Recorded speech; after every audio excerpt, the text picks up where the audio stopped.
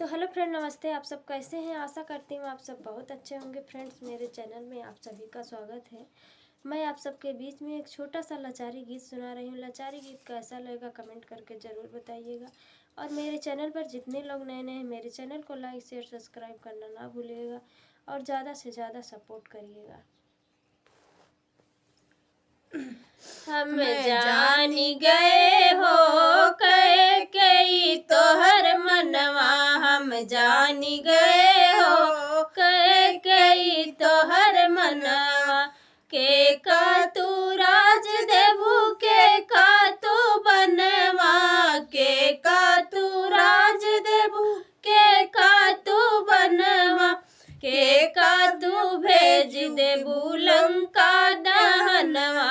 हम जान गए हो कई तोहर मनवा, हम जान गए हो कई तोहर मनवा, हम जान गए हो कई तोहर मनवा। भारत के राज देबू राम के बनवा, भारत के राज देबू राम के बनवा। हनुमत के भेज देबू लंका दहनवा।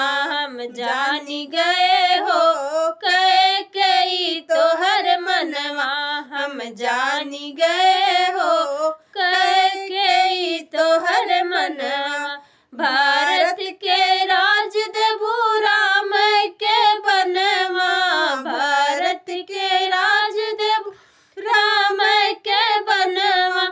हनुमत के भेज देबू लंका दहनवा। हम जान गए हो कई तोहर मनवा, हम जान गए हो कई तोहर मनवा। कवन मास राज देबू, कवन मास बनवा, कवन मास राज देबू, कवन मास बनवा। कवन मास भेज देबू लंका दहनवा। हम जान गए हो कई तोहर मनवा, हम जान गए हो कई तोहर मनवा।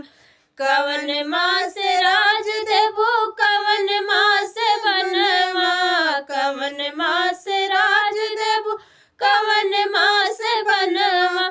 कवन मास भेज देबू लंका दहनवा।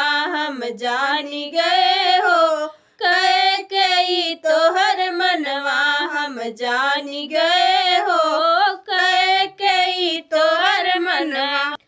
कार मास राज देबू कार्तिक में बनवा, कार मास राज देबू कार्तिक में बनवा। अगहन में भेज देबू लंका दहनवा। हम जान गए हो कई तोहर मनवा, हम जान गए हो कई तोहर मनवा। क्वार मास राज देबू कार्तिक में बनवा, क्वार मास राज देबू कार्तिक में बनवा। गहन में भेज देबू लंका दहनवा। हम जान गए हो कई तोहर मनवा, हम जान गए हो कई तोहर मनवा, हम जान गए हो कई तोहर मनवा। भारत के राज देबू राम के बनवा, भारत के राज देबू राम के बनवा। हनुमत के भेज देबू लंका दहनवा। हम जान गए हो कई तोहर मनवा, हम जान गए हो कई तोहर मनवा। राम के राज देबू भारत के राज देबू राम के बनवा, भारत के राज देबू राम के बनवा। हनुमत के भेज देबू लंका दहनवा।